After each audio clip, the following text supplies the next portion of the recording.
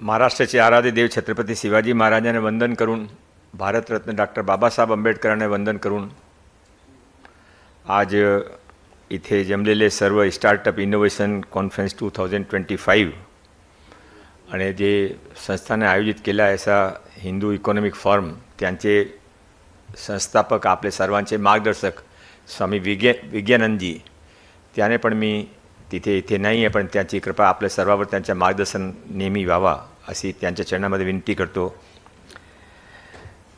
I am here on behalf of government of Maharashtra on to represent Honorable Shri Devendraji Fadnavis, the most respected, dynamic and forward-looking Chief Minister we ever had, to welcome you all because you have come from a different walks of life and successful you are in your own field. Respected Shri Ashish Chauhan ji, Shri Ridham Desai ji, Shri Ravikant Mishra ji, Shri Anil Singhi ji, ऐसे बहुत सारे लोग यहाँ पर हैं जिन सबका नाम लेना चाहिए. And this I am not telling formally but I mean it, क्योंकि आप सब बहुत सारे लोग हुज हुए हैं. पर मैं समय की मर्यादा को देखते हुए वैसे रविकांत मिश्रा जी ने बाकी सब बातें बहुत सही कही, पर उन्होंने जो एक थोड़ी सी छोटी सी गलती की, उन्होंने कहा कि 3 अच्छे स्पीकर यहाँ बोलने वाले, तो 3 नहीं है 2 ही हैं, वो दोनों यहाँ बैठे हैं. मेरे को आप अच्छा स्पीकर कहोगे तो सब लोग घड़ियाँ देखने लग जाएंगे कि अभी ये कब शुरू होंगे और कब बंद होंगे. तो मैं कुल मिलाकर जितना समय मुझे दिया गया उसके अंदर अपनी बात समाप्त करूँगा. पर मैं यहाँ बहुत मन से आया हूँ, और आने के बाद जो चेहरे मैंने यहाँ पर देखे और जो व्यक्ति यहाँ पर मुझसे मिले, मुझे बहुत आनंद हुआ है. हिंदू इकोनॉमिक फोरम हम सब के लिए एक सर का ताज है. जो हम सालों से नहीं कर पाए वो ये संस्था करके दे रही है. और कभी कभी लगता है कि दर्शन करने के लिए अपन प्रयागराज गए, केदारनाथ गए, तिरुपति गए और भगवान के 1 मिनट दर्शन करके आगे जीवन का आनंद आया, दर्शन हुए थे. तो वो दर्शन का जो लाभ आपको मिलता है, जो मन में अनुभूति होती है, उससे ज़्यादा आनंद आपको हिंदू इकोनॉमिक फोरम के इस कार्यक्रम में आकर मिलना चाहिए, क्योंकि आप एक धर्म का काम कर रहे हैं. सालों से, सैकड़ों सालों से हिंदुओं के ऊपर, भारत के ऊपर आक्रमण होते गए, पर भारत खत्म नहीं हुआ. भारत फिनिक्स पक्षी है. जितना हमको रोका गया, जितना हमको दबाया गया, उतना जोर से हम बाहर आए. ये ट्रंप, अभी मैं रिदम जी से बात कर रहा कि ट्रंप का क्या होगा, तो वो जो कह रहे थे वो मेरी भी सोच है और वो आपकी भी सोच है कि ट्रंप आएंगे, ट्रंप चला जाएगा, भारत वहीं रहेगा. ट्रंप क्या, कोई भी ताकत मिलके भारत को कभी रोक नहीं सकते. और हर बार की तरह हर आग से ये सोना और ज़्यादा कुंदन बन के निकलेगा. भारत के लोग ज़्यादा मजबूत होकर, ज़्यादा अपने आप के ऊपर रिलाय करके, क्योंकि ये हमारे संस्कार है, हमारी ताकत है कि वैसे हम आपस के अंदर कभी मतभेद भी रखते होंगे, पर जब बाहर वाला आक्रमण करता है, जब घर में कष्ट आता है, तो हम पुरानी कोई बातें याद नहीं रख के सब इकट्ठे होकर लड़ते हैं. ये भारत की ताकत वापस इस बार भी दिखाएगा, स्टार्टअप में भी दिखाएगा, इनोवेशन में भी दिखाएगा. और हिंदू इकोनॉमिक फोरम का जो कार्यक्रम यहाँ पर होने वाला है, मेरी ऐसी समझ है कि मिश्रा जी, आप जो ये कार्यक्रम के, आपके सब सहयोगियों से मेरा कई बार मिलने का मौका मिला, मुझे आनंद है इस बात का. आपने बहुत सही जगह चुनी है. मुंबई, दिल्ली देश की राजनीतिक कैपिटल है, पर दिल्ली देश की इकोनॉमिक कैपिटल है. और इकोनॉमिक कैपिटल होने के बाद में ये भी हमको समझ लेना चाहिए कि दाऊद इब्राहिम का जन्म और पालन पोषण इसी शहर से हुआ.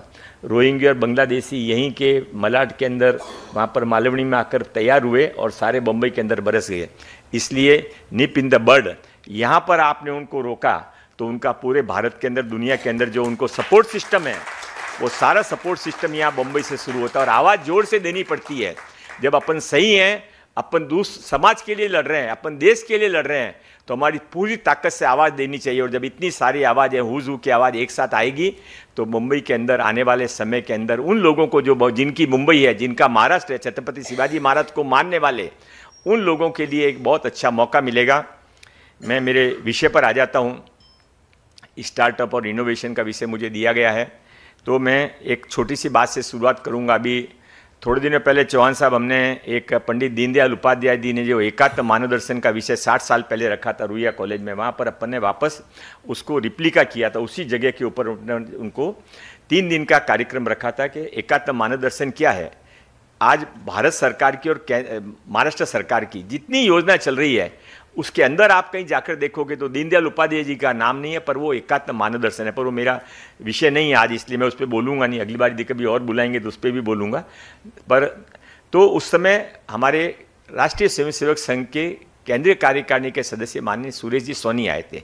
उनका एक छोटा सा सेंटेंस सुनाकर मैं अपनी बात शुरू करूंगा। उन्होंने कहा था कि भारत को कभी सोने की चिड़िया कहा जाता था और भारत को एग्रीकल्चर प्रधान देश भी कहा जाता है। जिनको थोड़ा हिंदी में अनकंफर्टेबल तो नहीं हो रहा है ना, बट मुझे लग रहा है कि ये मैं ज़्यादा अपनी फ्लो मेरी मेंटेन कर पाऊंगा। तो नहीं, जो लोग थोड़े बाहर से पढ़ के आए उनको लग रहा है कि शायद वो इसमें नहीं है। तो सुरेश जी सोनी ने एक बात कही थी कि भारत को सोने की चिड़िया कहा जाता था और भारत को एग्रीकल्चर प्रधान देश भी कहा जाता था। तो ये दोनों कुछ मिक्स नहीं था। भारत एग्रीकल्चर प्रधान देश था, पर भारत उस समय भी, भारत दुनिया के अंदर जो भारत की इकोनॉमी जीडीपी में कंट्रीब्यूशन था, भारत दुनिया भर को एक्सपोर्ट करता था और भारत सोने की चिड़िया करता था, वो केवल एग्रीकल्चर के कारण नहीं था। हम एग्रीकल्चर एक्सपोर्ट करते ही नहीं थे, हम तो एग्रीकल्चर बेचते ही नहीं थे। गाँवों के अंदर आप आपके दादी नानी कोई बैठी होंगी तो उनसे पूछना कि उस समय तो ये था कि खेती होती थी तो खेती की जो फसल निकलती थी, ये मंदिर का हिस्सा, यह मेरे ससुराल वालों का हिस्सा, ये जो गांव के अंदर गौशाला उसका हिस्सा, ये समाज के जो लोग कमजोर है उनका हिस्सा, बाकी जो बचा है वो घर के अंदर जाता था और उससे अनाज बचा था। हम अनाज को बेचना उस समय पाप समझा जाता था। उसके बाद भी यदि भारत सोने की चिड़िया था तो क्यों था? उसका कारण ये है कि भारत का, उनके शब्द में नहीं दोहरा सकता पर उनका भाव दोहरा रहा हूं। वो भाव ये था कि उस समय भारत का हर घर स्टार्टअप था। एक भी महिला ऐसी नहीं थी कि जो काम नहीं करती थी। कोई चक्की पीस रही है, कोई पैकेजिंग कर रही है, कोई कूलर बना रही है, ये सब जो स्टार्टअप घर घर में चलता था, इसके लिए भारत सोने की चिड़िया था। और वापस अब समय आ गया है कि वापस भारत के स्टार्टअप को गांव में छोटे छोटे हर घर में पुनर्जीवित किया जाएगा। अदानी, अंबानी, बिरला, बांगर्स, इन सब के बड़े होने से भारत बड़ा होगा क्या? तो नहीं होगा भारत बड़ा। भारत बड़ा तब होगा जब भारत का हर साधारण व्यक्ति अपने आप में स्फूर्ति, ताकत और कॉन्फिडेंस महसूस करे कि मैं भी इस समाज का, इस देश का एक महत्वपूर्ण हिस्सा हूं। और वो तब होगा जब उसके हाथ को काम मिले, उसके जरूरत का उसको सामान मिले। और इसके लिए स्टार्टअप का जो आंदोलन माननीय नरेंद्र भाई मोदी जी ने 2014 में शुरू किया, माननीय देवेंद्र भाई फडणवीस ने 2015 में उसको महाराष्ट्र में भी शुरू किया, उसका बेस जो है वो ये है कि स्टार्टअप घर घर होना चाहिए। अब थोड़ा मैं नेगेटिव बात करता हूँ, कोई नाराज मत होना। स्टार्टअप के अंदर, पूरे दुनिया के अंदर जो स्टार्टअप है उसका सबसे ज़्यादा फेल्योर रेट कहीं पे, तो बहुत दुख की बात है, वो भारत के अंदर है। 92% स्टार्टअप्स आर फेल्योर्स। हम उनका न केवल समय बिगाड़ते हैं, पैसा बिगाड़ते हैं, बल्कि उनका कॉन्फिडेंस भी बिगाड़ते हैं। बच्चा शुरू करता है, वो स्टार्टअप करता है, 5 साल तक कोशिश करता रहता है, क्या प्रोडक्ट लूँ, कहाँ से सपोर्ट मिले, कहाँ से MOU हो जाए, कहाँ से मेरी मार्केटिंग हो जाएगा, कहाँ प्रोडक्शन होगा। 5 साल के बाद में कोशिश करके थोड़ा बहुत शुरू करता है, फिर वो कहीं से फंड लाता है, करता है, 2-3 साल के बाद में थक जाता है, कहीं जाके या तो नौकरी करता है या किसी के साथ में छोटा सा बिजनेस शुरू करता है। उसके लाइफ के गोल्डन 5-7 साल चले गए। ये फैक्ट है कि नहीं है, बाद में मिश्रा जी या इनमें से कोई बताएंगे, पर मेरे डिपार्टमेंट के पास जो फिगर है, मेरे डिपार्टमेंट के भी कुछ लोग बताएं, above 90% startup, we are doing injustice to them. So know what to do. इसको रिवर्स करना चाहिए। तो रिवर्स करने के लिए ये होना चाहिए कि इसके अंदर स्टार्टअप के नाम के ऊपर केवल न लोगों का टाइम वेस्ट करने की बजाय उनको सेल्फ एम्प्लॉयमेंट की तरफ करना चाहिए। मैं एक छोटी सी योजना माननीय देवेंद्र फडणवीस जी ने जो महाराष्ट्र में शुरू करवाई है वो बताना चाहता हूँ। रिलीवेंट इसलिए बता रहा हूँ, तो हमने इस बार ये तय किया है कि हम 5 लाख लोगों को स्टार्टअप, मुख्यमंत्री स्वरोजगार योजना, इसके अंदर एनरोल करेंगे। अगले महीने से एनरोलमेंट शुरू हो जाएगा। और 5 लाख बच्चों को हमने विलेज वाइज बांट दिया, तालुका वाइज बांट दिया। तो बम्बई, पुणे के सब होंगे ऐसा नहीं होगा, महाराष्ट्र के हर गांव के लोग उसमें आएंगे। उनका कोटा फिक्स है, उससे कम होगा तो वो जगह खाली रहेगी। फिर उससे उनका क्या करेंगे, हम उनको 3% की दर के ऊपर ADB बैंक से लोन दिलवाएंगे। 3% वो भरेंगे, 3% सरकार भरेगी, 6% लोन की रेट है। उसके बाद क्या होगा, वो इसके अंदर हमने 35 लाख लोगों की लिस्ट बनाई है जो कभी न कभी कोई टेक्निकल नॉलेज कर चुके हैं। उन 35 लाख बच्चों का हम ऑनलाइन एग्जाम दे रहे हैं। महेश्कर जी का नाम किसी ने सुना होगा, जो स्टार्टअप के अंदर बहुत बड़ा नाम है। उन्होंने उसका एग्जाम का पेपर सेट किया, छोटा सा ऑनलाइन एग्जाम है, आधे घंटे का। उस ऑनलाइन एग्जाम के हम 5 लाख बच्चों को चूज़ करेंगे और वो 5 लाख बच्चों को हम 5 लाख रुपए तक का लोन दिलवाएंगे। पहले एग्जाम का एक छोटा सा क्वेश्चन जैसे आपको बताता हूँ कि क्वेश्चन पूछा जाएगा एग्जाम्पल के लिए कि आपने सुबह में आपको 1000 रुपये दिए, आप शाम तक उसको क्या करोगे, एक वड़ा के लेके आ सकते हो। तो कोई समझदार आदमी होगा तो जवाब देगा कि भाई मैं जाऊँगा APMC मार्केट से सामान खरीदूंगा, APMC से सामान खरीद के सुबह जाके मेरे घर में जाके या कहीं पर बैठ के उसको छोटे छोटे पैकेजिंग कर दूंगा, दोपहर को जाके किसी अच्छी दुकान पर बेच दूंगा, शाम को मेरे को 1000 के 1500 रुपये मिलेंगे, 100 रुपये ट्रांसपोर्ट का खर्चा, 100 रुपये के पैकेजिंग का खर्चा, 30 rupees are my net income. That is the startup, that is the innovation. ऐसे जिस बच्चों को होगा उन सबको हम इसके अंदर शामिल करने वाले हैं। 6 महीने तक उनको हम हमारे हर ITI के साथ में इनोवेशन सेंटर के साथ जोड़ के रखेंगे। पर सबसे बड़ी प्रॉब्लम जो आती है रिदिम जी, वहाँ पर आप भी हमारे को मदद कर सकते हैं, वो आती है मेंटरशिप की। हम बच्चे को तैयार तो कर देते हैं, पर परिवार में क्यों बच्चों को हम संभाल के रखते हैं, बड़ा होने तक बच्चे को माँ ऐसे रखती है, क्यों रखती है? क्योंकि उसको मेंटरशिप की ज़रूरत है। चिड़िया पक्ष भी देखो तो अपने बच्चे को घोंसले में संभाल के रखती है, उसको मेंटरशिप की ज़रूरत है। हमारे स्टार्टअप को मेंटरशिप का मतलब ये है कि उसको हमने पैसा दिया, मेंटरशिप का मतलब ये है कि उसको हमने कॉन्फ्रेंस में अपने एग्जीबिशन का हॉल लगाने को दिया। उसको हटकर हमने हर गांव के हर तालुके के अंदर एक 10-10 लोगों की मेंटरशिप कमेटी बनाई है, एक इनोवेशन सेंटर बनाया है। वहाँ पर उस गांव के बच्चों को रेगुलर बेसिस के ऊपर आकर काम करने की जगह, क्योंकि काम करने की जगह भी एक चाहिए। आप रूम में बैठकर जिम करो और जिम में जाकर जिम करो, उसमें फ़र्क पड़ता है। तो वो जिम उसको वहाँ पर जाके करने को मिले, उसको काम करने को मिले, मेंटरशिप मिले, पैसा मिले, सपोर्ट मिले, एटमॉस्फेयर मिले। वो 25 लाख बच्चे जो हमारे 5 लाख बच्चे हैं, उन 5 लाख बच्चों को 6 महीने बाद एक एग्ज़ाम और होगा, उनसे हम 1 लाख बच्चों को चूज़ करेंगे। उन 1 लाख बच्चों को हम 25 लाख रुपए तक का लोन दिलवाएंगे और उसके 1 साल के बाद में एग्ज़ाम और होगा, उसमें 5000 बच्चों को चूज़ करेंगे। उनको हम जितना उनको ज़रूरत होगा वो स्टार्टअप होंगे जिनको हम स्टार्ट गवर्नमेंट ऑफ महाराष्ट्र और सेंट्रल गवर्नमेंट के साथ में रजिस्टर करेंगे।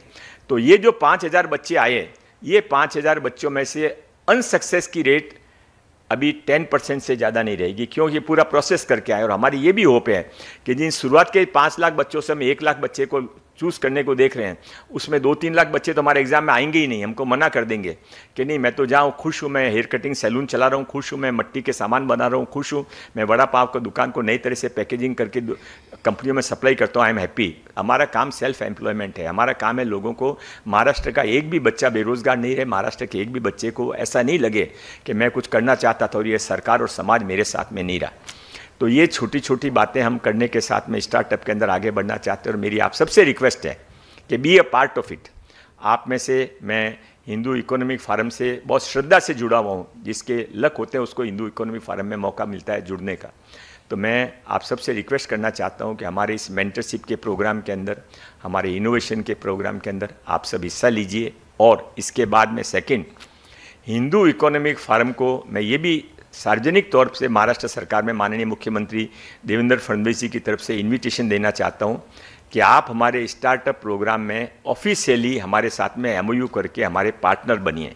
बिकॉज ये मुझे तो इस बात का प्राउड फीलिंग है, मुझे वो समय गया कि जब हिंदू होने को सांप्रदायिक कहा जाता था, वो जब समय गया जब हिंदू किसी ने कहा मैं हिंदू हो तो उसको बाद में अखबार में क्लैरिफिकेशन देने की ज़रूरत आती थी। अब तो समय ये आ गया है कि जो हिंदू की बात करेगा वही देश पर राज करेगा। और ये इस भारत की ताकत है, इस भारत की कमजोरी नहीं है। अरे अफगानिस्तान के अंदर 3 साल पहले जाके जला दिया जाता है, श्रीलंका के अंदर पार्लियामेंट को नष्ट कर दिया जाता है, बांग्लादेश के अंदर सबको जाके तोड़ दिया जाता है, कल नेपाल के अंदर हुआ, भारत के अंदर नहीं होगा इसकी कोई गारंटी है क्या? और नहीं होगा तो क्या होगा, और नहीं होगा तो उसको रोकने वाले कौन होंगे? उसको रोकने वाले आप और हम सब होने चाहिए। हिंदू इकोनॉमिक फोरम इसीलिए बना हुआ है कि भारत सुरक्षित रहे। जो भारत के अंदर रहता है वो भारत के अपना देश मानता है, वो हिंदू है। हिंदू की व्याख्या बहुत बड़ी है, हिंदू की व्याख्या संकुचित नहीं है, हिंदू की व्याख्या बहुत बड़ी है। हिंदू धर्म सबको अलाउड करता है। हमारे मंदिर में जाने से पहले पूछा नहीं जाता है कि तुम पारसी हो, कि तुम मुस्लिम हो या क्रिश्चियन हो, सबको हम अलाउड करते हैं। सर्वधर्म संभाव का हमारा नेचर है। पर हमारे को हमारे हिंदू होने पर गर्व है, हमारे इस भारतीय होने के ऊपर हमारा गर्व है। और हिंदू इकोनॉमिक फोरम ने जो लॉन्च पैड आज ये शुरू किया है, उसको बहुत सारी बेस्ट विशेष देते हुए ये सफल हो, आगे बढ़े और आने वाले समय में सारे स्टार्टअप का फादर फिगर बने, इसी आशा के साथ में बहुत बहुत धन्यवाद। जय हिंद, जय महाराष्ट्र।